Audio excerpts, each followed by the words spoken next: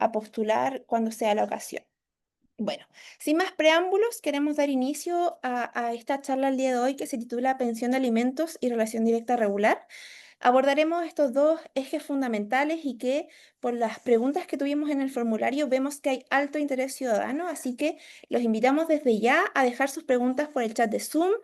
Eh, Todo por el chat de Zoom para no interrumpir un poco la dinámica de la charla, pero vamos a intentar abordar todas las preguntas que ustedes nos dejen y nos dejaron en el formulario. Así que vamos a intentar resolverlas todas y vamos a presentar hoy día a los profesores que nos acompañan el día de hoy. Nos acompaña la profesora Heidi Román Palacios. Ella es abogada de la Universidad Católica de Chile, profesora del Departamento de Práctica y Asistencia Legal, magíster en Derecho, Convención Constitucional, también de la Pontificia Universidad Católica de Chile. Y nos acompaña también el profesor Walterio Miranda, también abogado de la Universidad de Chile, profesor del Departamento de Práctica y Asistencia Legal de la Clínica Jurídica de la Universidad Católica, con magíster en Derecho Penal de la Universidad de Talca. Así que, profesora, profesor, los dejo con el tiempo, es suyo. Gracias, buenas tardes, ¿me escuchan bien? La ¿Sí? escuchamos perfecto. Bueno, buenas tardes a todos. Muchas gracias también al programa por la invitación. Y el título es bastante grande, ¿no? Que es Pensiones de Alimento y Relación Directa y Regular. La realidad es que a partir también de las múltiples preguntas que se fueron acumulando, ¿verdad? Sobre sus inscripciones, nuestra presentación se va a enfocar más que en la definición de qué significan estas instituciones, nos vamos a enfocar en los problemas prácticos que se producen en la ejecución del cumplimiento de pensiones de alimentos y en la materia de relación directa y regular, lo que antiguamente conocíamos como visita, ¿cierto? Así que ahí va a estar el foco de la presentación y esperamos ir respondiendo también algunas de las preguntas que llegaron, si es que no las respondemos derechamente aludiéndolas al final de la presentación. Antes de empezar, entonces sí me gustaría dar un especial agradecimiento porque esta presentación, teniendo como foco el acercar el derecho en lenguaje claro, fue un esfuerzo y toda la presentación, porque imagínense usted al profesor Valterio y yo que venimos de la prehistoria, que nos pusiéramos a trabajar en Canva, no podríamos, y en este caso entonces contamos con la colaboración de tres grandes alumnos del curso de Clínica Jurídica 2 de la facultad, que son Antonia Alarcón, levanta la mano Antonia en algún minuto, Mitzi Faúndes y Vicente Pozo. A los tres les damos las gracias por esta gran presentación y verán ustedes que al final también hay un material, una infografía que está con código QR que también prepararon ellos, ¿sí? Dicho eso, entonces, pasamos a la siguiente, ¿te parece, Antonia? A ver, creo que no nos es desconocido la historia de estas parejas, ¿cierto? Espero que para todos sea más o menos conocido, ¿cierto? En este caso, en nuestra legislación. ¿Por qué? Porque la familia es, sin duda, una de las instituciones, uno de los elementos fundamentales, como tal, ustedes han escuchado, de la sociedad, ¿cierto? Y por ende, entonces, hay una multiplicidad de instituciones protectoras y en particular respecto de los hijos sabidos de estas relaciones. Y vamos a estar entonces hablando en términos amplios de los niños, niñas y adolescentes, hijos frutos de estas relaciones, ¿no? En el caso de Piqué con Shakira, sabemos bastante que hubo álgidos momentos de materias de deudas relativas a la relación, la ausencia o la voluntad, si se quiere, de los hijos de no querer compartir con el padre en virtud de que la madre lo estaba pasando muy mal, ¿cierto? Y no hay que duda cabe que ella se entera, parece ser, de la relación paralela porque había un yogur en un refrigerador que le pareció sospechoso. Y por cierto, entonces todo aquello o aquel malestar que le producía a Shakira esta situación parece ser que fue transmitida a los hijos, ¿cierto? Y entonces aquí tenemos un primer problema, que es lo que ocurre cuando estos padres separados deban tener o no la flexibilidad para que el otro padre participe de la vida, la crianza, la educación y la toma de decisiones importantes de los hijos en común, ¿cierto? Y por otro lado, tenemos esta situación de Benjamín Vicuña y Pampita, sé que ha pasado mucha agua por bajo ese puente, digamos. Sin embargo, lo interesante de esta pareja es que, bueno, por cierto, tuvieron un fallecimiento de una hija, pero les queda, por cierto, una relación de familia que aparentemente, por lo que conocemos de los medios, ¿cierto? Han podido sobrellevar los inconvenientes y los dilemas que se provocan entre los adultos cuando ponen término a sus relaciones de pareja, ¿no? Y entonces aquí lo traíamos como un ejemplo, no sé si decirle así, pero sí que clarifica que no todo es problema si es que identificamos que en primer lugar se deben poner los intereses de los hijos e hijas, ¿ok? Y en eso entonces es un esfuerzo mayúsculo el que tienen que hacer madre y padre, especialmente cuando las rupturas, los divorcios, las separaciones se provocan por situaciones graves, por cierto, asociadas, por ejemplo, a conflictos de violencia o derechamente infidelidades, en fin, o puede ser, ¿no? La toma en común de la decisión de poner término a esta relación. Todos estos escenarios son posibles, pero al centro tienen que estar los hijos, ¿cierto? Y esa es nuestra idea de llamado en esta presentación junto con el profesor Valterio.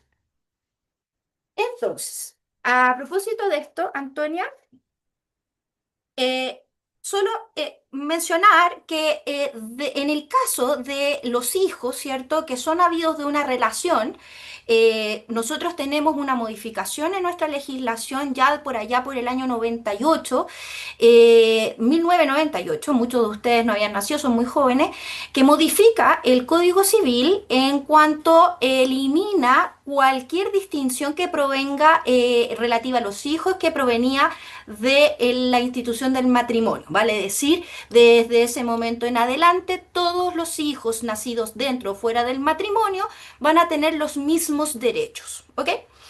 Y entonces, lo interesante es que son tanto derechos como deberes. Y en el caso de la relación de padres con sus hijos, vamos a estar hablando permanentemente del concepto de la autoridad paterna, ¿ok? Este concepto, que es bastante amplio, ¿cierto? Logra agrupar estas ideas que aquí hemos colocado. En primer lugar, el instituto o recoge la idea del cuidado personal que mayoritariamente en el común del lenguaje se conoce como tuición, ¿ok? Y que sin duda, hoy día, y les paso también el dato, tuición se ha eliminado como concepto desde que hemos incorporado los conceptos de la Convención Internacional de los Derechos del Niño, en la medida que tuición se tenía respecto de una cosa, de algo menor. En cambio, hoy día al reconocer a los niños y adolescentes como verdaderos sujetos de derecho, les vamos a decir, este concepto dice mucho más que la tenencia de una cosa, ¿cierto? Que en rigor eran los hijos, sino que vamos a estar diciendo que aquí hay un grupo, un conjunto, tanto de derechos y deberes que dicen relación con la definición de la crianza, la educación, el acompañamiento que tienen que hacer madre y padre, vivan juntos o separados respecto de los hijos.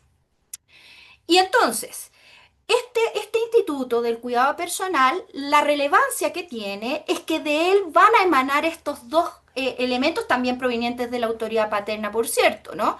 Pero es que es lo que engancha, lo que encapsula finalmente y que del cual pueden derivar las ideas del Instituto de la Relación Directa y Regular, ¿cierto? Conocida antiguamente también como visitas, y por otro lado, el derecho de alimento.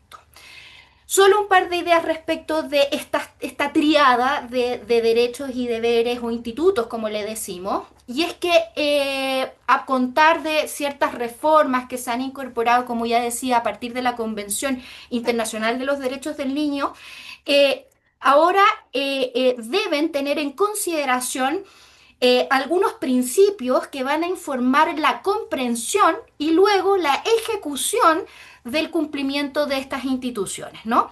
Y en primer lugar, siempre y como un paraguas para identificar y entender estas tres instituciones, tendremos que tener a la vista el concepto de interés superior del niño, ¿cierto? que es un principio muy relevante en el derecho y en particular del derecho de familia, no exclusivo, pero sí especialmente en el derecho de familia que hoy día permite darle un contenido a los derechos y cómo pueden maximizarse los derechos de un niño. Y esto es bien interesante porque permite resolver, especialmente cuando le toca al juez, resolver cuando existen intereses contrapuestos respecto de los padres, padre y madre, ¿no? Junto con el interés superior del niño, vamos a estar permanentemente hablando del principio de corresponsabilidad. Y aquí es mi atención, ¿no? Es que el principio de corresponsabilidad no es el símil de cuidado personal. Cuidado con eso. Es un principio que convoca, que irradia a ambos progenitores en el cuidado, insisto, crianza, educación y en el acompañamiento del día a día de los hijos. Ambos padres vivan juntos o vivan separados, se van a encontrar plenamente obligados por medio de este principio de corresponsabilidad. Allí, por ejemplo, veremos más adelante, si estamos separados y el cuidado personal lo tiene una madre, ¿puede el padre participar de las reuniones de colegio? ¿Puede participar de los bailes del 18? Por supuesto que sí, y pedir las notas y tener el vínculo que se esperaría de ambos padres participantes de la vida de un hijo. De allí entonces que se elimina el concepto de visitas. Cuidado con esto, se elimina el concepto de visitas precisamente porque es algo más allá que un simple acompañamiento de comer hamburguesas los fines de semana que ocurría anteriormente. Y por otro lado, el derecho de los alimentos que hoy día son considerados un verdadero derecho humano, un derecho fundamental. Y aquí entonces el acento que quiero poner, que desde las últimas reformas se han incorporado en la materia, han tenido a la vista que el sentido que tenía el concepto de alimentos previamente, digamos previamente a la pandemia, si se quiere, si es que queremos fijar un punto, daba cuenta de que los alimentos eran considerados como una cuestión, una mera obligación civil, ¿no? ¿Por qué? Porque estaba incluido en el Código Civil y las reglas de cumplimiento eran deficientes que se visualizó a todo evento con la pandemia, con esas filas larguísimas en que mamás estaban exigiendo el cumplimiento de lo que por derecho le corresponde a los hijos, ¿no? Y entonces hoy día la idea es que la contribución en la mantención de los hijos es un verdadero derecho humano. Antonia,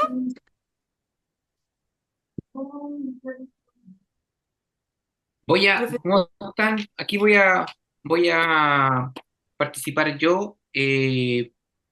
Primera cuestión, agradecer al equipo por la invitación y segundo por esta iniciativa que la encuentro estupenda y siempre un agrado estar trabajando con la DEPAL y con todos los que están hoy día presentes acá. Así que muchas gracias por aquello.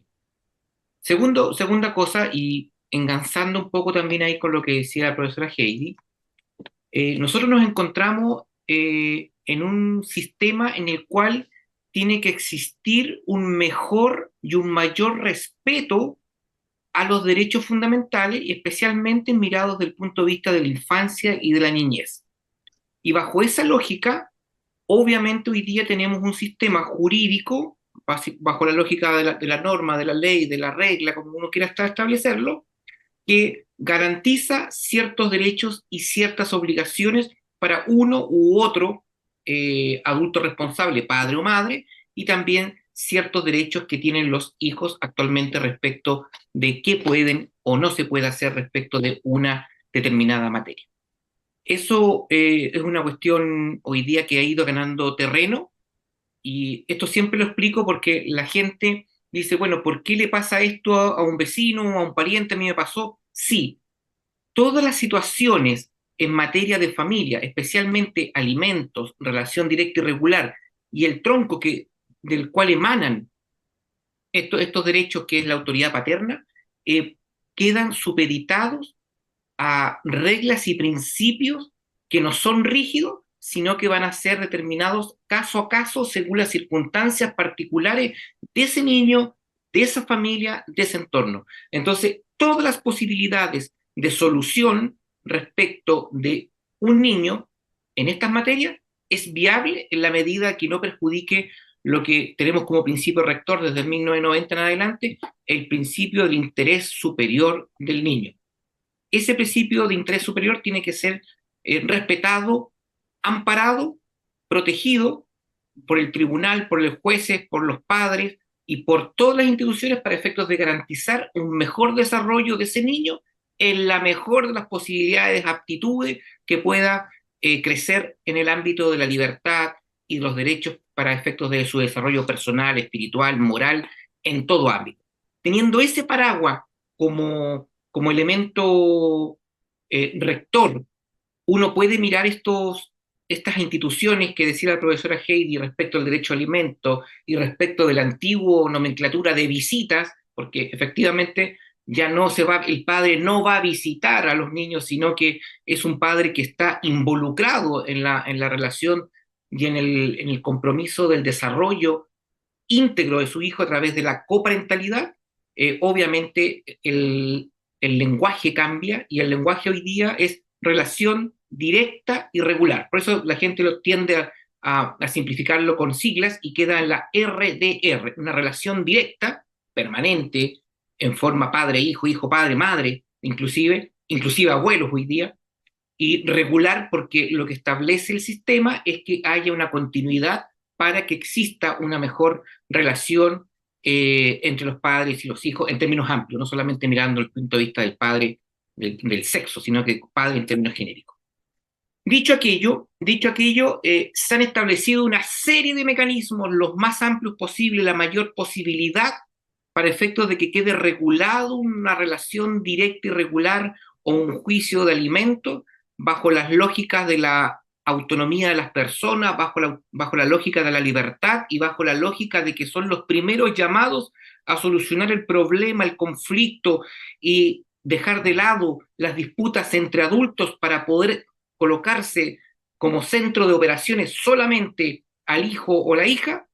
El legislador ha dado cabida a ciertos mecanismos en el más amplio concepto para que sean los padres los protagonistas de llegar a un acuerdo en beneficio de sus hijos, porque ¿quién mejor conoce a sus hijos que los propios padres? Y ellos podrán medir y podrán colocar ciertas condiciones dependiendo de las características particulares de su hijo o su hija. Y es por eso que en el último eslabón de este sistema uno coloca al tribunal, que es ahí la figura que se ve como judicial, como demanda, como pleito, como litigio, como juicio, y tribunal, y pruebas, testigo, abogado, que es un tercero que está coayudando. Entonces, esa es como la última oportunidad que tienen las personas de poder solucionar sus conflictos de carácter familiar, y en todo orden, pero ya dado que estamos en el ámbito de familia, en el ámbito familiar. Pero antes de eso hay una serie de mecanismos de solución de los problemas, de los conflictos, que quedan entregados a la buena voluntad y a la decisión personal de los propios padres, que son los interesados en la crianza y en la corresponsabilidad de sus hijos. En el mejor de los mundos, ojalá todos los padres puedan llegar a acuerdos extrajudiciales en el cual no se pase, ojalá, por un tribunal en el que el entendimiento sea la página de apertura de cualquier relación para efectos de poder tener una relación sana, nutricia, acorde al hijo, que no vea conflicto.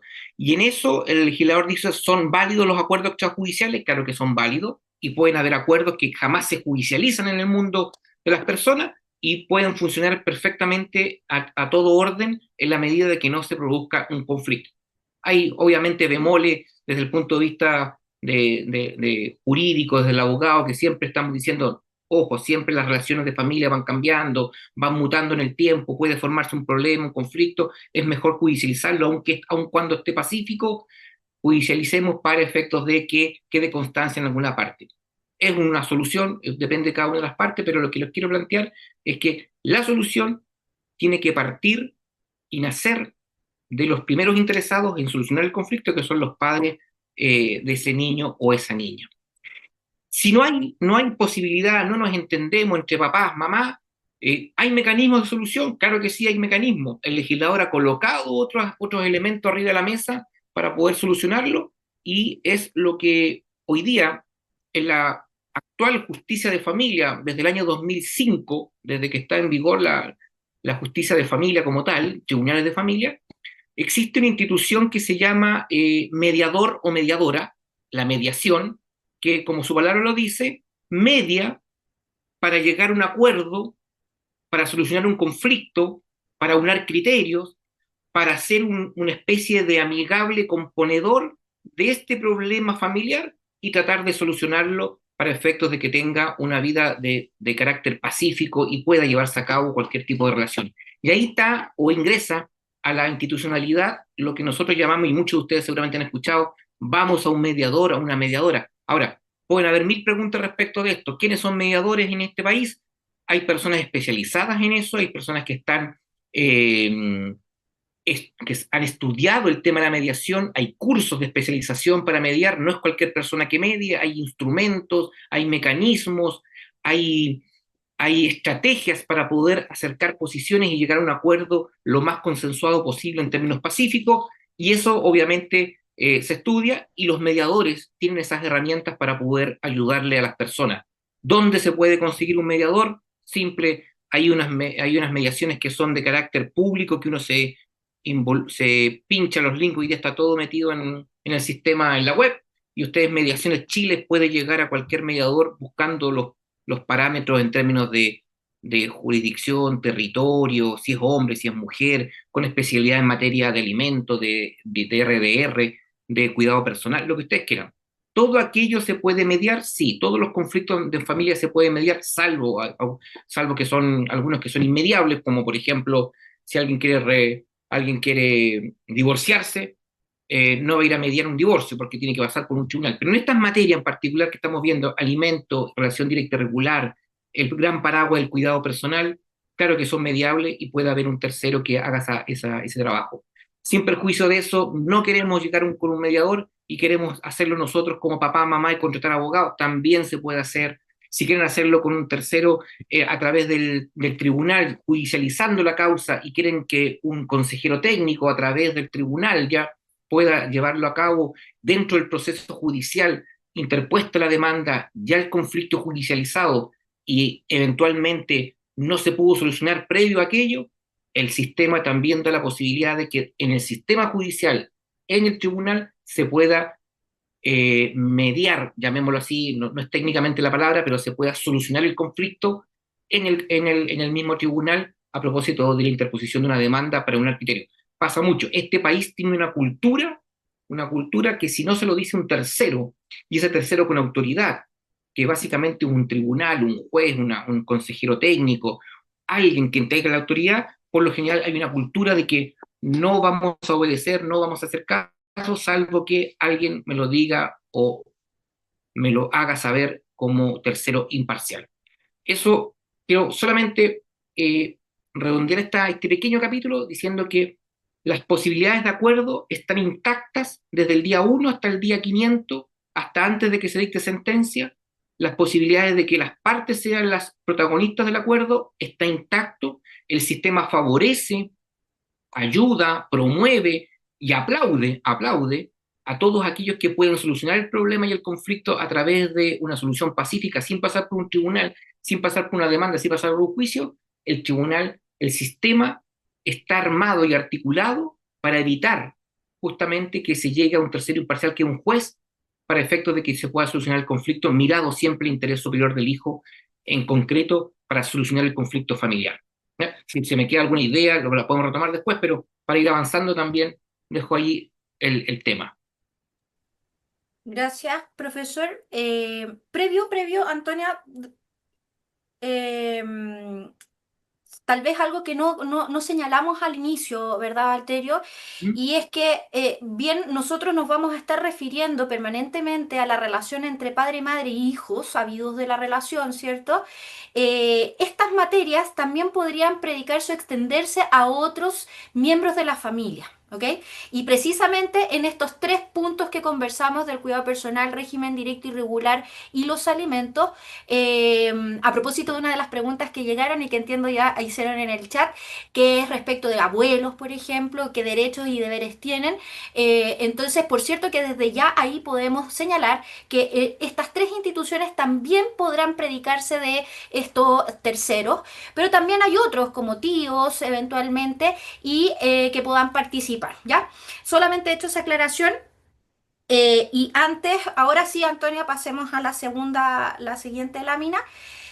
Nos van a surgir estas preguntas. Yo me voy a enfocar en materias de alimento y el profesor Valterio en materias de régimen directo y regular. Pero las preguntas que así abiertamente nos surgen, ¿no?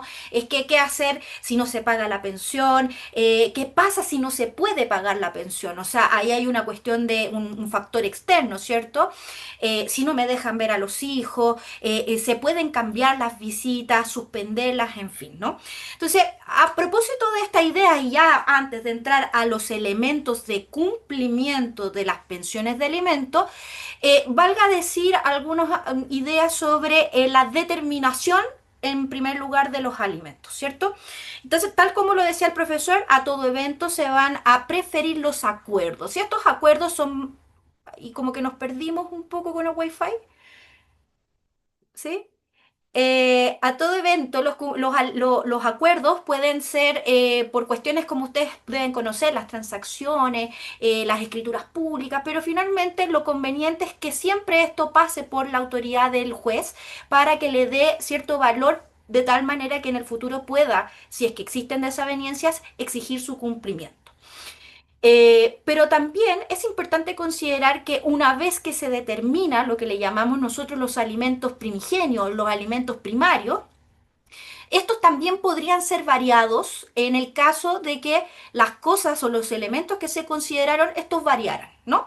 Y en eso entonces hay un abanico de oportunidades en lo que se llaman las acciones de aumento de alimentos, de rebaja de alimentos y eventualmente el cese de los alimentos. Todas estas tienen algunas características y particularidades y que en el fondo es importante mencionar muy rápidamente que en el caso de los ceses y rebajas de alimentos, hoy día, además de este cambio de circunstancia, vale decir, por ejemplo, que el alimentante, ¿no? El que está obligado a dar los alimentos, pueda presentar la demanda más allá de que exista una razón, como por ejemplo una situación de cesantía o una enfermedad, también entonces hoy día la ley ha querido proteger el derecho de los alimentos y por lo mismo entonces ha generado un impedimento de entrada para llegar a los tribunales y esto es entonces la inexistencia del registro nacional de deudores, que la persona no esté registrada, como diremos más adelante, que hoy día es una verdadera sanción que tiene múltiples consecuencias, ¿no? Eso en el cese y las rebajas, pero en el caso de los aumentos, sin duda que aquel que quiera demandar de aumento deberá a todo evento acreditar o demostrar que existe una variación en sus necesidades y eventualmente en las capacidades del que está obligado a pagar estos alimentos, ¿sí? Entonces, dicho eso, ahora sí, y pasamos a la siguiente lámina. Sabemos que la determinación de los alimentos, es cierto, se consideran, sean esto por acuerdo o por determinación del juez, debe mirarse a todo evento tres elementos, ¿no? Que es que, por una parte, la capacidad económica, que es cuánto medio económico tiene en principio mamá y papá, ¿cierto? Con respecto a la relación de familia. En segundo lugar, vamos a considerar, por cierto, las necesidades y gastos efectivos que va a tener este hijo, que le vamos a llamar alimentario, ¿ya?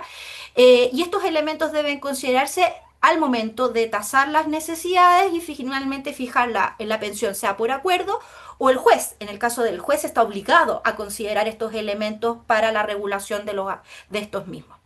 Una vez que estos se han establecido, sea por la vía de acuerdo, sea por la vía de sentencia, pueden ser exigidos en la medida que exista este incumplimiento, ¿cierto? Y aquí viene la parte interesante de la presentación mía al menos, y es que ¿qué hacemos cuando no se están cumpliendo? Esto que dijimos es un deber del alimentante padre, madre, y un derecho del alimentario para su sustento y su como verdadero derecho, como lo habíamos dicho, humano, ¿no? Entonces, en esto, la ley hoy día entrega múltiples mecanismos, han sido reforzados en el último tiempo, precisamente por esto que les decía, que se ha considerado que esto es un derecho humano y no una mera obligación civil, ¿no?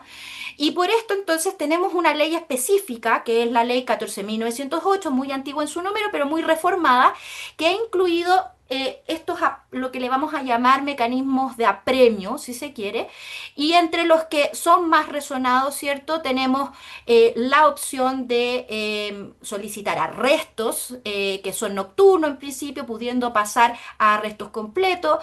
Tenemos la posibilidad de pedir la suspensión de la licencia de conducir del deudor. Y por cierto, también la solicitud de arraigo, vale decir que no pueda salir del territorio nacional el deudor.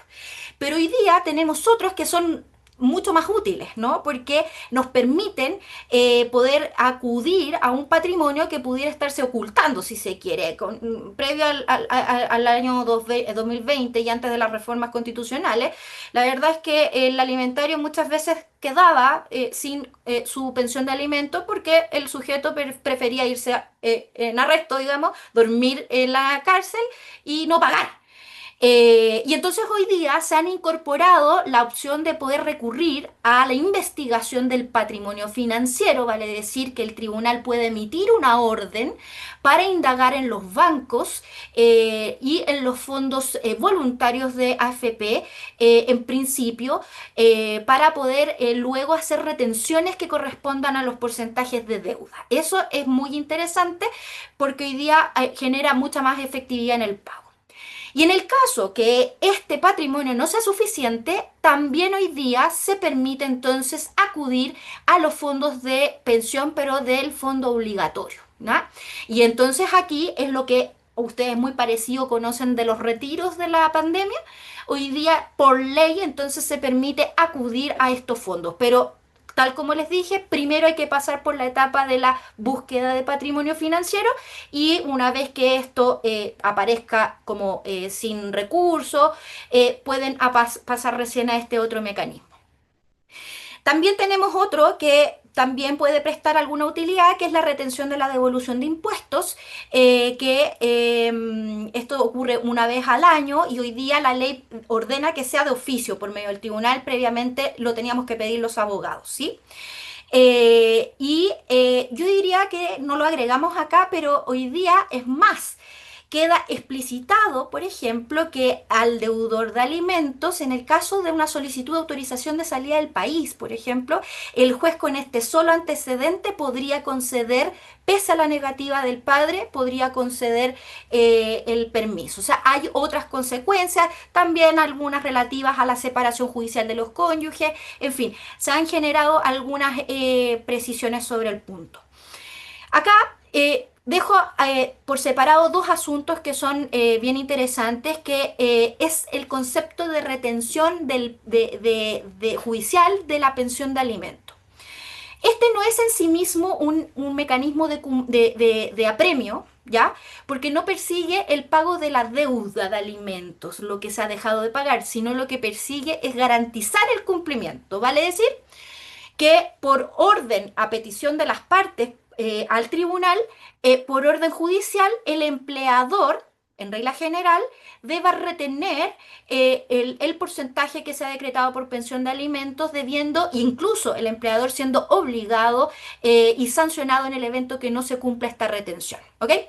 Y esto también va asociado, aparejado a la desvinculación con el pago de indemnizaciones. El empleador también se va a encontrar obligado a retener un porcentaje, el equivalente al porcentaje de retención del sueldo, ahora al mismo porcentaje de lo que se deba por indemnización.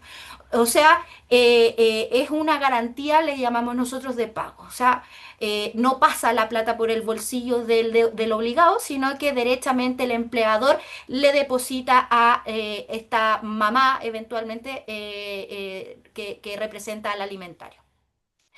Y por último, dejo acá el concepto de Registro Nacional de Deudores de Pensiones de Alimentos, porque este ha sido, en el fondo, ha estado muy en boga, digamos, en el último tiempo, porque es un registro, tal como lo dice, nacional, dependiente del registro civil, que hoy día, atendidas el incumplimiento de tres continuas o cinco pensiones discontinuas, dice la ley, ordena desde ya y apenas el tribunal emana un cálculo de la deuda, ordena que se registre a ese deudor y por ende solo podrá salir de ese registro en la medida que pague. ¿Ok? Y este pago puede ser catch todo, o eventualmente por medio de un acuerdo de pago que, por cierto, tiene ciertas características de seriedad que exige la ley. Este registro además, y ya para finalizar, tiene otras sanciones que son bastante útiles y permiten incluso retener el ingreso patrimonial del obligado de los alimentos cuando éste ejecuta, por ejemplo, compraventa de bienes raíces, compraventa de vehículos, ¿cierto? Y, por cierto, también la retención de finiquitos en el caso del trabajador. En el caso de los funcionarios públicos, incluso se constituye en un requisito para acceder al cargo público el no estar previamente en este registro de deudores. Había una pregunta previamente que se hizo y aquí aprovechamos de contestar. ¿El empleador puede hoy día exigir el registro o la inexistencia de registro? La verdad es que no, siempre en la medida que no esté notificado por un tribunal para la retención. ¿Sí? Cuidado con esto. Si estamos hablando de un trabajador de una empresa, un vendedor del retail, por ejemplo, no debiera pedírsele o exigírsele el registro nacional de deudores porque es una información privada y que la ley determina solo las partes interesadas pueden acceder con clave única y el tribunal, ¿ya? Así que eso es importante que lo recojamos en este punto y después podemos resolver algunas preguntas. Gracias, profesora Heidi. Voy a retomar yo el tema de la RDR, Relación Directa y Regular, y bajo esta misma lógica, como las cosas nacen a la vida jurídica, se crean y existe un régimen de relación directa y regular que fue eventualmente acordado voluntariamente por las partes a través de una conciliación, a través de una mediación, a través de una sentencia dictada porque las partes no pudieron solucionar el conflicto, los dictó una sentencia, pues bien, la pregunta del millón viene después: ¿qué pasa con la vida de estas personas si eventualmente alguien cae en incumplimiento? Aquí el incumplimiento puede ser para ambos lados. Ojo, aquí voy a hablar en términos generales porque puede haber incumplimiento por parte del padre custodio, padre o madre custodio del hijo, también respecto del padre o madre no custodio. Y también refrendar lo que decía la profesora Heidi, en razón de que hoy día no solamente la relación directa y regular está mirada para que se lleve a cabo con padres e hijos, sino que también existe norma expresa, hoy día norma expresa. Antes había que hacer una interpretación jurídica, buscar principios para involucrar a los abuelos, eventualmente en un juicio de visitas de RDR, pero hoy día hay norma expresa que sí faculta que los abuelos o abuelas puedan tener un régimen de relación directa y regular con su nieto o nieta. ¿Ya? Eso también quiero zanjarlo porque a la pregunta que vimos por ahí, ¿el abuelo puede? Sí, hoy día sí puede, tiene derecho, no tiene que pedir permiso nada, tiene que solamente hacer una mediación como primera instancia para poder llevar a cabo un juicio y eventualmente se puede acordar, igual que un padre, no hay ninguna diferencia. Hay una pequeña, gran discusión que también depende mucho de criterios, de principios, del interés superior, si pueden haber otros parientes que tengan una vinculación con alguien, con un niño, respecto de una relación regular, un tío, un padrino, una madrina, un hermano mayor, un tío abuelo. Hoy día sí, en la medida, siempre mirando el interés superior del niño, si esa relación, esa vinculación le es favorable, no le es favorable o le es perjudicial, se mira ese contexto para que exista una relación directa y regular con otras personas que son terceros distintos a los padres, para efectos de fijar un régimen de RDR. ¿Ya? Entonces, hecha esa salvedad, existiendo un régimen, viene toda la otra fase que puede ser eterna, porque esto tiene dos dos grandes partes de la historia. Una parte es conseguir un régimen de relación directa regular, ya sea bajo acuerdo, mediación, a través de una sentencia, y otra cosa es que se cumple el régimen, que es la otra fase que puede ser más larga que la primera. Entonces, ahí estamos bajo la lógica del cumplimiento o incumplimiento, dependiendo de cómo usted quiera mirarlo, y si se cumple o no se cumple, si se puede incumplir, qué pasa con el incumplimiento y eso. Nosotros, para que solamente en términos genéricos, yo sé que esto no es la idea no es marearlo en términos jurídicos ni lenguaje jurídico, pero el legislador también se colocó en la hipótesis, ya no en la ley, en el Código Civil, sino que una ley muy antigua, en la ley de menores del año 67, hay una norma, un artículo que ha sido modificado varias veces, pero hay una norma que establece y que hace mención y se coloca en la posición y en la hipótesis de qué pasa si alguien incumple una visita. Disculpando el lenguaje de visita que ya no es moderno. ¿Qué pasa si alguien incumple el régimen de relación directa y regular? Bueno, hay un artículo, el artículo 48 de la antigua ley de menores, de protección de menores, la 16.618, que establece justamente ese mecanismo y coloca ahí eh, una gran hipótesis grande, yo diría, una gran hipótesis, que es, eh, bajo el punto número uno que está acá en la lámina, ¿se puede compensar el tiempo perdido? Caso práctico, tengo un régimen de relación irregular, el padre va a la casa de la madre y resulta que está cerrada la puerta, nadie la abrió, perdió el fin de semana.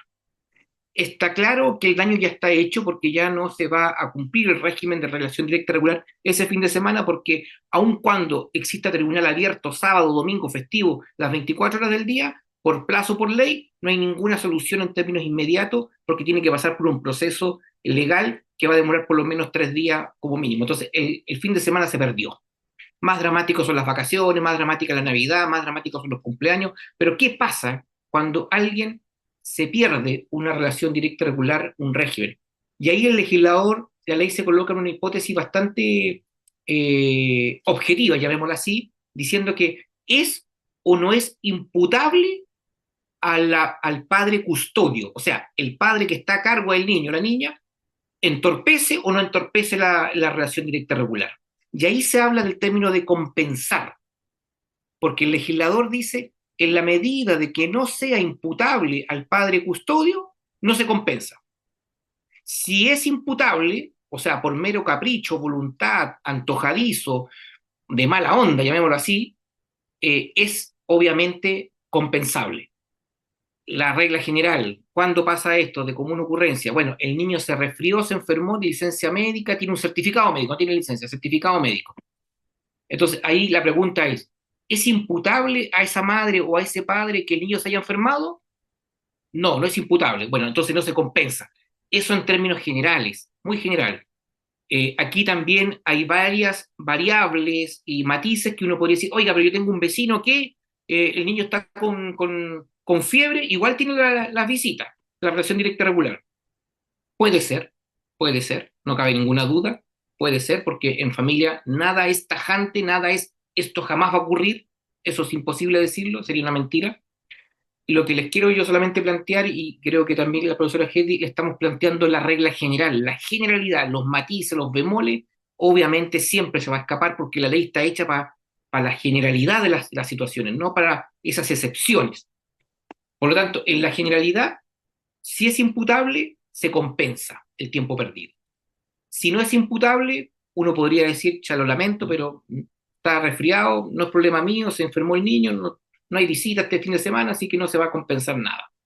Es discutible, podemos ir al tribunal a discutirlo, llevar pruebas, traer certificado, no cabe ninguna duda. Pero en términos generales, la responsabilidad en la imputación de quien prohíbe, quien no permite, quien no hace que el otro lleve a cabo el régimen de relación directa y regular, se mira bajo la lógica de si es o no es imputable o si no o es responsable de esa pérdida y si en la medida de que es responsable, se compensa. Si no es responsable, no se compensa. Por ejemplo, dado que la profesora Heidi colocó el tema de la pandemia, hay múltiples jurisprudencias hoy día de, bueno, todos los días de cuarentena que estuvimos viviendo el 2020, por ejemplo. Los padres dijeron, bueno, pero ¿quién me compensa todos los regímenes de relación directa y regular durante todo un año respecto de esa pandemia? Y ahí más o menos quedó zanjado el tema, diciendo, ¿sabe qué? Porque hay una decisión de la responsabilidad de la autoridad sanitaria. No es imputable a la madre, caso típico, no es imputable a la madre, y el padre no podía ejercerla porque además estaba con cuarentena, obviamente no es compensable. No es compensable porque no es responsable de la madre que todo el país haya estado metido en cuarentena durante 8 meses, 6 meses, lo que haya sido. Lo lamentamos, señor, es dramático, es lamentable que usted no pudo tener contacto con su hijo o su hija durante 6 meses, pero no es responsable de la mamá, así que no se compensa. Pero sin perjuicio de eso, hay tribunales, hay resoluciones por ahí también dando vuelta que sí compensaron, calcularon los días, dijeron, ¿sabes? Se perdieron 53, 60 días más o menos sumando y restando, vamos a compensar de alguna forma, de todo hay. Pero la regla general es que no se compensa. ¿Ya? Ahora, ¿qué pasa en el punto 2 y 3? ¿Qué sanción tiene alguien que majaderamente, reiteradamente, obstaculiza el régimen, no permite, coloca problemas, trabas, atrasa y eventualmente no se lleva a cabo una relación directa y regular?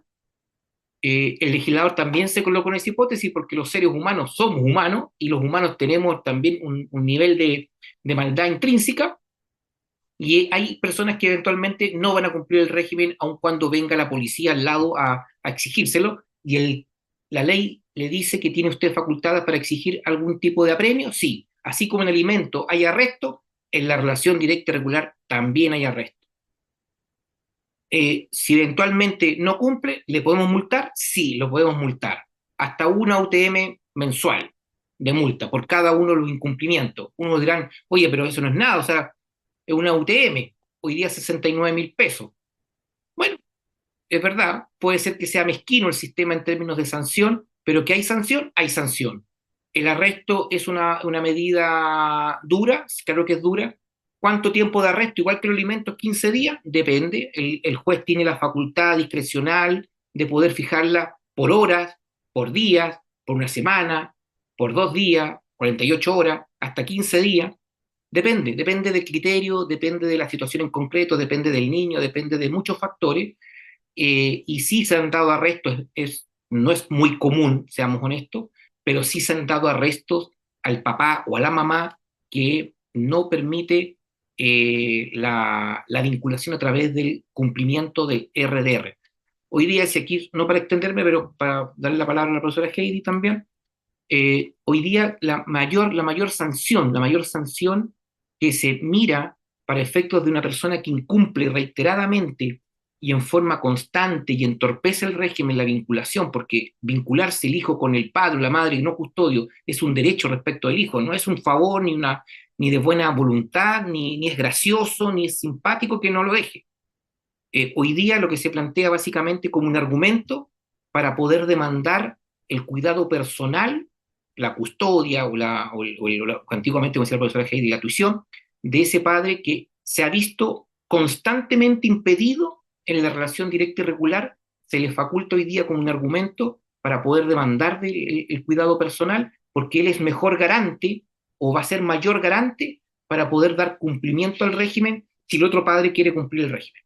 Por lo tanto, se da vuelta, disculpando la presión, se da vuelta la tortilla y le dice, ¿sabe, señor, señora? Usted está prohibiendo, no permitiendo y entorpeciendo todo el tiempo. Ojo, ojo, lo que uno siempre dice a los clientes, ojo, ¿sabes qué? No te expongas porque puede ser que venga una demanda de cuidado personal y resulta que estemos nosotros, o usted, o tú, en la otra lado de la vereda, pidiendo visitas después de relación directa y regular, porque te quitaron, disculpando la expresión así de duro, al hijo o a la hija, porque tú no cumpliste el régimen de relación directa y regular. Entonces, más que la sanción de arresto, más que la sanción pecuniaria, hay una sanción de orden de modificar al titular del cuidado personal, que lo hace mucho más gravoso, creo yo. Básicamente, esa es hoy día la gran sanción que uno podría arriesgar eventualmente ante un incumplimiento constante, reiterado en el tiempo. ¿Ya? Ahí le doy La palabra, profesora Heidi, no me extiendo más. No, es que así podemos ir complementando, ¿cierto? Antes que comiences con el cómo qué hacer, ¿no? Ujú. Previo a eso, hay una pregunta también, aprovechemos de contestarla. Dice, frente al incumplimiento del régimen directo y regular, ¿cierto? Por la persona custodia, el padre con el que convive este hijo, ¿cierto?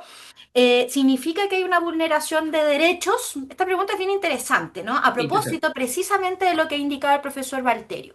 Es de última racionalidad, le llamamos nosotros, en el que se pueda optar por esta acción que le llamamos definitiva, ordinaria, contenciosa, de poder solicitar bajo este argumento de que está el nivel de obstaculización, que entonces parece ser que es este otro padre el que podría garantizar de mejor manera los derechos de este hijo.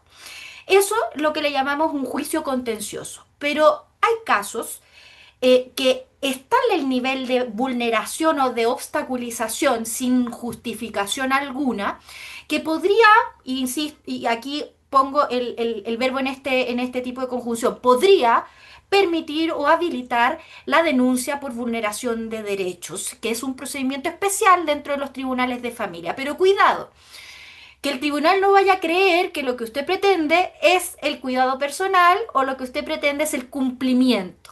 Se trata de situaciones muy gravosas o de alta, eh, finalmente, daño al hijo por esta, por ejemplo, inoculación que le llamamos nosotros, que es que un tercero, el padre custodio, le introduce tales ideas al hijo respecto del otro progenitor que entonces parece ser que pudiera ser más dañino en su integridad psíquica, por ejemplo.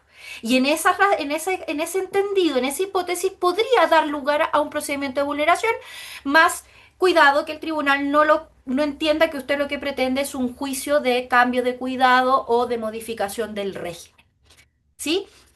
En segunda idea, había una pregunta por allí a propósito de lo que decía el profesor Valterio sobre si existe normativa para estos otros parientes distintos de los abuelos, ¿cierto?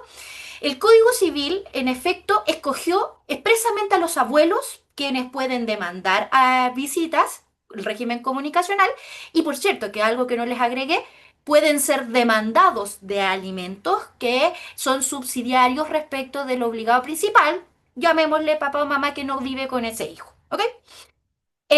Y entonces los otros parientes, las reglas que pueden utilizarse para poder demandar este régimen, en primer lugar y en la cabeza es este interés superior del niño que ya les mencioné.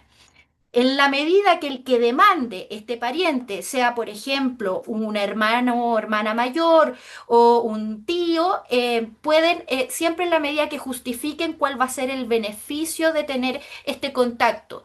Y desde ya el beneficio está, por ejemplo, en la mantención de los vínculos familiares, el derecho a la identidad, en fin.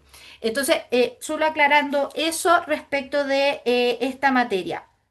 Y creo que eso era el complemento, profesor. Ahora usted tenía el cierre de la... Sí, ahí en ese punto, solamente para ejemplificarlo, hay una causa bonita en la cual un padrino de bautizo de un niño pidió la relación directa y regular basado justamente en el interés superior.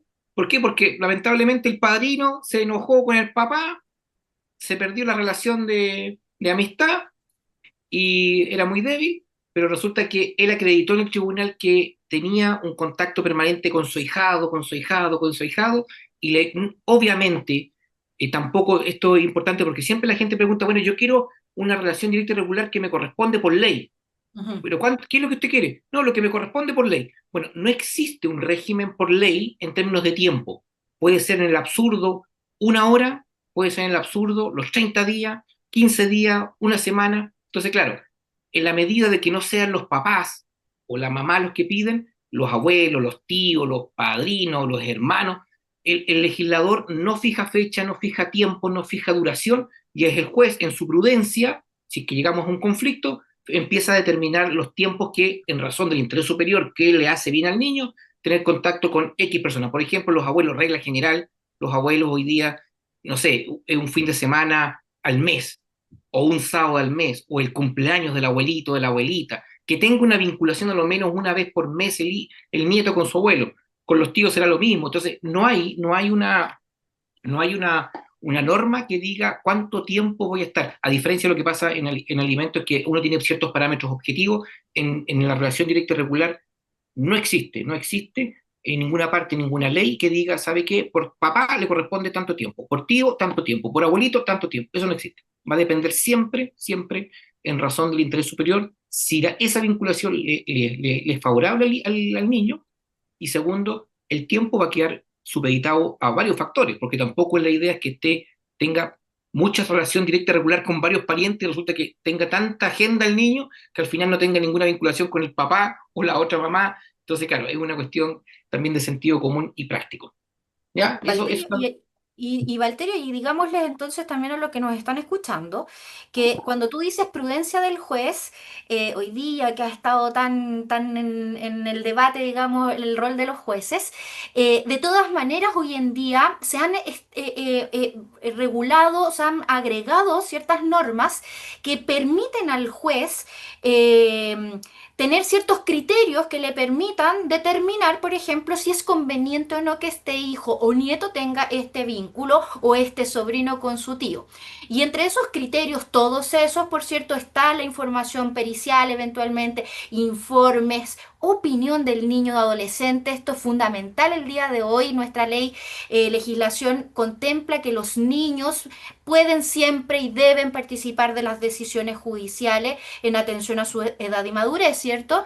Y luego con todos estos criterios que la ley le va dando al juez pueda determinar la conveniencia. O sea, no tenemos un mínimo ni un máximo de visita, pero sí el juez va a tener estos parámetros a la vista.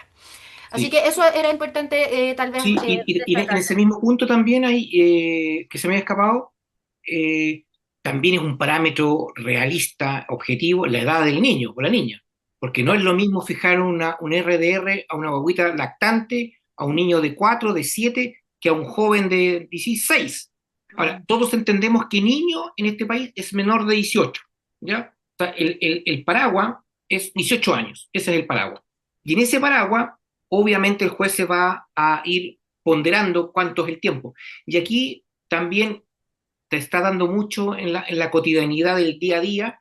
Bueno, ¿qué pasa? Que yo tengo un sobrino, un hijo que no quiere ver a su papá y tiene 14 años. Bueno, hoy día está en boga, porque esto también pasa por ciertos criterios de doctrina y de tendencia jurídica. Está un concepto que, así como existe el interés superior del niño, existe otro principio que se llama autonomía progresiva del niño. En la medida que se va acercando a la adultez, se entiende que ese niño tiene mayor autonomía y tiene mayor poder de decisión y tiene mayor nivel de discrecionalidad respecto a los actos con los cuales quiere también relacionarse. Entonces, hay personas que dicen, oye, ¿sabes que mi hijo tiene 16 años y no quiere verme?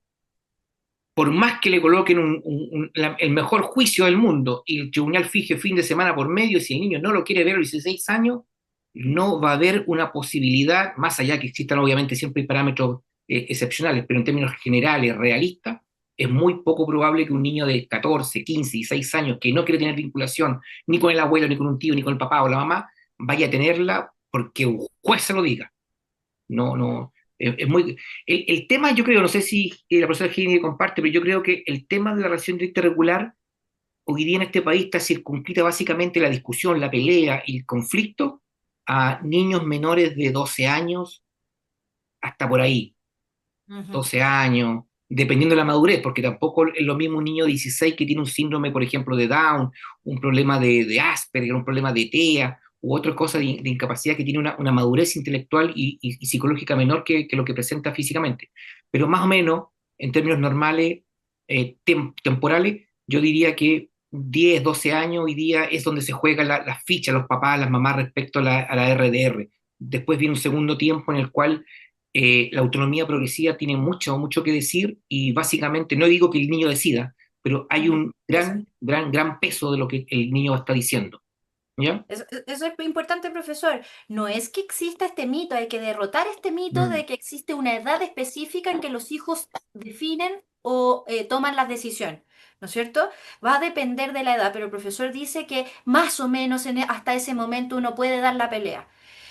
Pero no pierdan cuidado de que pueden haber adolescentes superior a los 12 años que Claro. por estas razones contextuales, por ejemplo, su colegio, lo que le dice la familia, alguna enfermedad de base podría significar que su opinión pueda estar interferida, ¿no? Y en eso pudiera tener ahí algo que decir el juez en contra de esta opinión. Pero ciertamente es difícil forzar a un chiquillo de 17 años a mantener un régimen directo y regular condicionado a días, horas, en fin, ¿no? Y hay solamente un pequeño, algo extra jurídico, ya, pero para la vida, porque la relación directa y regular, yo creo que tiene dos tiempos. El tiempo de la infancia, en la cual el papá o la mamá discute, pelea, y va a jugar y va a tratar de tener una relación con su hijo y no la consigue. Y yo he llevado juicio, me imagino a Rosela Hay también, me consta, un niño de 16, 17 años, pero básicamente sabiendo que las posibilidades de éxito, aun cuando sean exitosas, pero la posibilidad concreta de que tenga relación con ese hijo se anula, pero hay un segundo tiempo porque yo creo que después el hijo va a tener la posibilidad y ese padre de conversar con su hijo en la adultez y Mm, contarle la historia de otra forma. Entonces, ujú, yo aquí le digo a los papás, a las mamás, nunca bajen los brazos y si tiene el niño 16, 17 años, pidan la relación directa y regular, peleen, cosa que el niño sepa en el segundo tiempo de la vida, que es mucho más larga que estos 18 años de vida infantil, poder eventualmente discutirlo y decirle, oye hijo, yo me la jugué por ti, esta es mi realidad. Entonces, siempre yo le cuento a los clientes, por lo menos siempre le doy un consejo, nunca, nunca dejen de luchar por una relación directa y regular, porque hay un segundo tiempo que después el niño va a entenderlo, la madurez, todos hemos pasado por la juventud y nos colocamos tontos y somos tontos y tenemos ideas locas y no queremos los papás, a veces los odiamos, no los odiamos, entonces, y tenemos concepciones dentro de la inmadurez, concepciones completamente erráticas, que después con el tiempo uno dice, qué sabio era ese padre, esa madre, que eventualmente no le hice caso, cómo lo perdí a los 14 15 años. Entonces, yo digo, si me permite un consejo para la vida nomás, no jamás agachar los brazos y hay un segundo tiempo en esta historia, porque judicialmente se puede decir mucho, pero lo judicial es muy limitado en términos de vinculación. Hay un segundo tiempo, una segunda etapa que es mucho más importante, creo yo, en ese punto. Hay solamente una pequeña reflexión ahí, profesora, que nomás. sí. Y Eh, en honor al tiempo, mm, aquí esta última lámina, lo que dice relaciones con cómo vamos a exigir este cumplimiento una vez que esté determinado, que esté autorizado por el tribunal el régimen que el profesor también nos ha expuesto. En rigor, lo que existe en principio, ¿cierto? Es dejar siempre las constancias. Hoy día existe la comisaría virtual con clave única, la persona puede dejar el registro, sea este la madre o el padre custodio y el padre o madre que tiene el derecho de relacionarse y dejar estas constancias. Estas siempre podrán ser presentadas al tribunal en la respectiva causa para exigir estos mecanismos que nos señaló el profesor, vale decir, solicitar la compensación, eventualmente multa o los arrestos, ¿no? Es una forma, pero pueden haber otras para acreditar el incumplimiento. Profesor, y entonces, solamente para ir cerrando, porque ya habían algunas preguntas que en la medida que usted ya. iba hablando, preguntaban qué opinión tiene usted, yo la tengo, yo soy curadora del ítem en algunas causas, entonces preguntaba, hay una, no me acuerdo el nombre, pero decían, en el caso de incumplimientos de régimen directo irregular, el tribunal ha designado un curador ad litem. ¿Qué nos podría decir usted, profesor, sobre esto? ¿Quién es? ¿Qué hace? ¿Por qué se le nombra?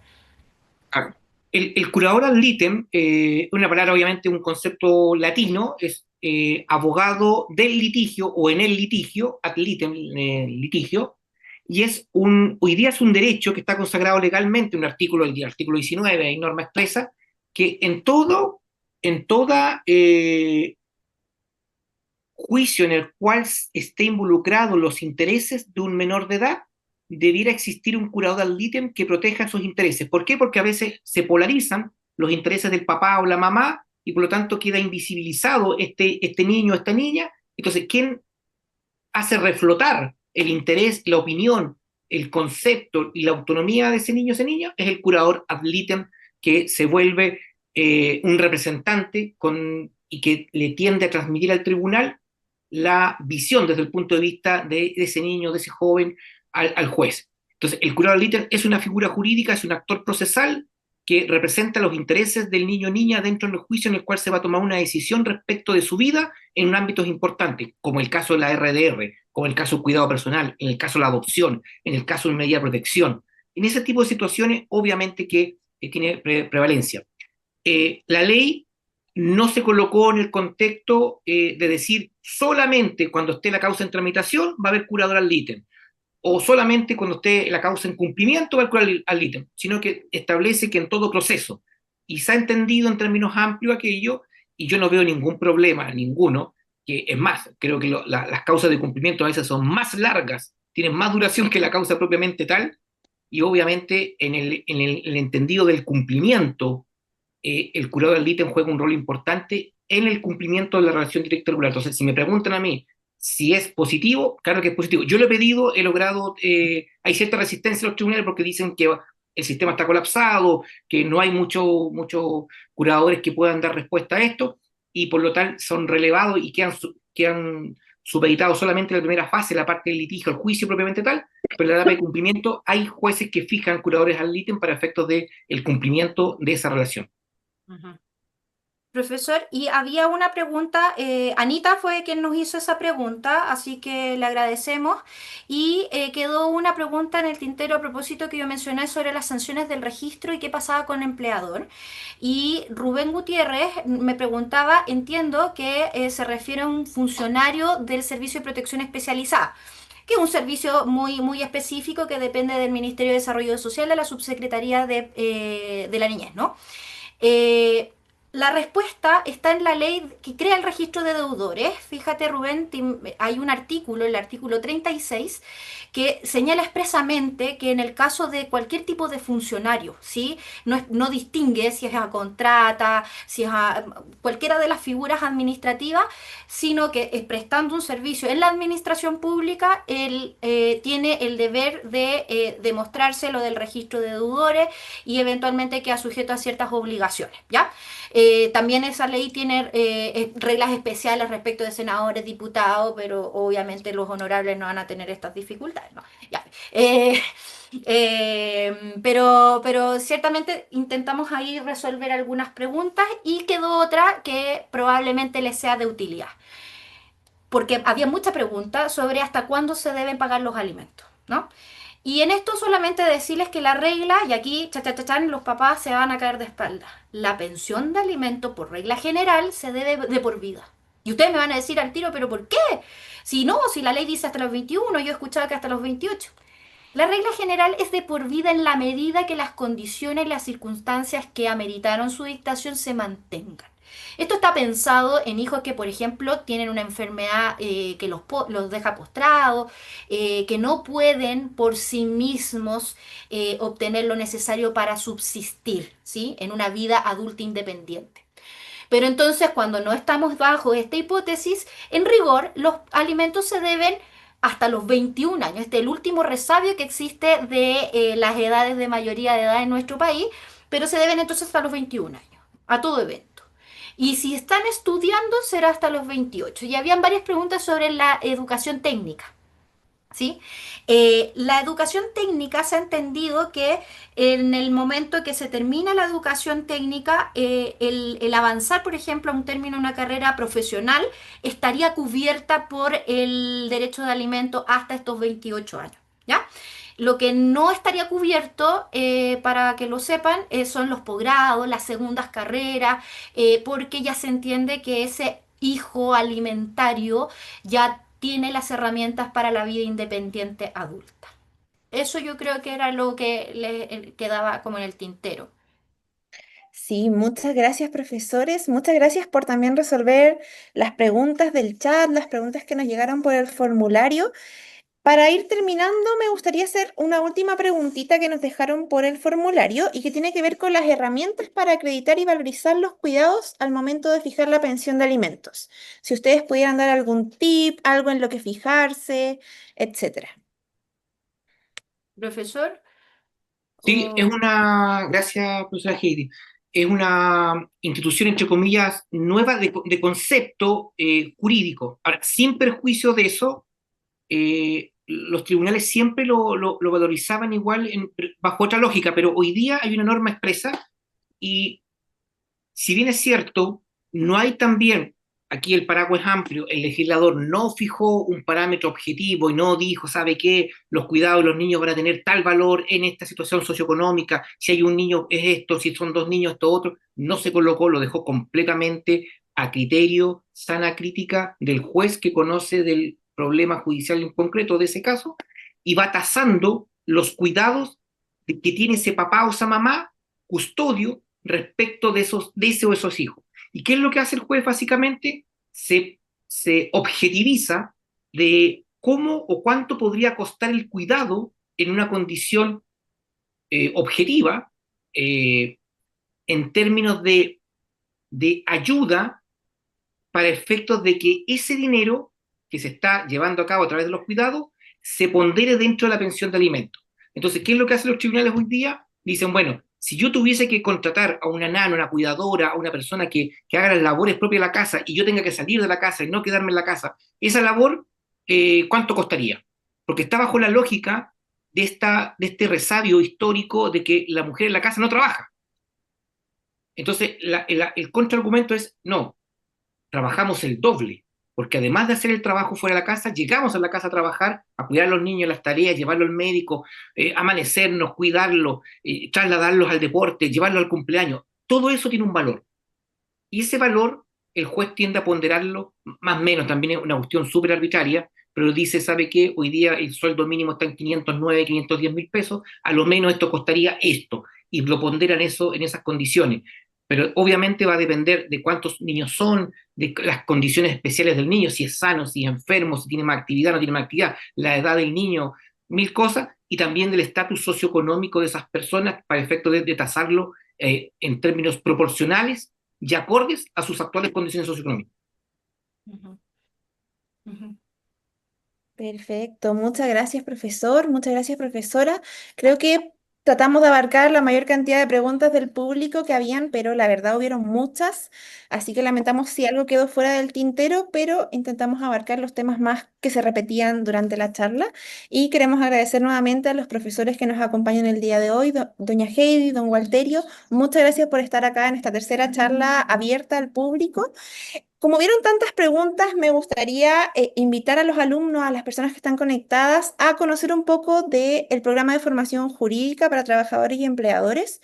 Nosotros tenemos un curso anual que dura desde aproximadamente abril a noviembre, donde tratamos varias aristas del derecho y una de ellas es el derecho de familia. Así que si están interesados en participar, ahí las chicas les van a dejar por el chat de Zoom un link para postular al próximo año. Dentro de los cursos tenemos el curso de Derecho de Familia y ahí pueden aprender más sobre estos temas. Incluso los profesores están siempre muy dispuestos a resolver sus dudas, quizás no tan personales, pero siempre aprender de estos temas es algo que creo que a todos nos puede interesar. Y los dejo muy invitados a postular, perdón, a conocer un poco más del curso. También enseñamos derecho laboral, derecho comercial, si hay alguna pyme por acá que esté interesada, derecho tributario, constitucional, etcétera. Así que más que bienvenidos a postular, si quieren nos envían un correo con las dudas, etcétera. También nuestro foco en este curso anual es enseñar el derecho en un lenguaje más claro y cercano a la gente y digamos un poco bajar la información como hoy día lo trataron de hacer los profesores y que creo que quedó muy claro en esta charla el día de hoy. Así que muchas gracias profesores, Camila, muchas gracias. Dígame, ¿sí? y Camila, y te interrumpo solamente porque quiero reiterar y les pido que abran sus cámaras, Mitzi, Antonia y Vicente.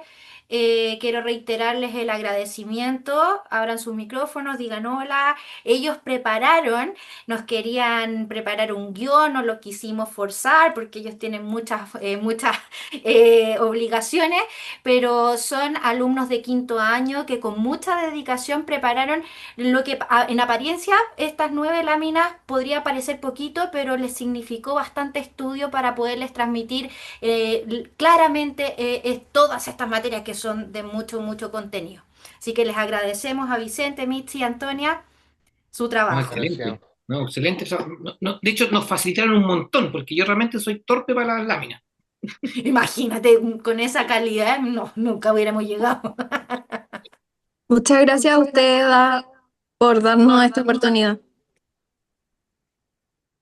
Muchas gracias por la Muchas invitación, gracias. yo Muchas encantado, gracias. cualquier cosa a disposición, así Muchas que gracias. un abrazo a todos y muchas gracias y excelente término de año porque ya se nos va el año pero volando, así se va la vida. Efectivamente, muchas gracias chicos. Nosotros somos Gracias. fiel creyente en el programa de que los equipos hacen mucho, así que muy felices de contar con los ayudantes también el día de hoy, de que ayudaron harto a los profesores. Así que muchas gracias. Los dejamos invitados entonces a conocer un poco más del programa de formación jurídica. Nos pueden seguir en Instagram, ahí intentamos subir las novedades que tenemos para que estén atentos. Y nos queda una última charla, que es la charla del mes de diciembre, que va a ser del tema migratorio, así que si están interesados también les vamos a enviar la información por correo. Así que muchas gracias. Espero que les haya gustado la charla y que tengan una muy buena tarde. Que estén muy bien todos. Muchas gracias. Buenas Gracias, saludos a tardes. todos, un Gracias, gusto se Javi, saludos pasó. a todo el Gracias. equipo, un abrazo, cariños. Chao, Gracias. gracias. Chao. Muchas gracias a todos. Chao, que estén muy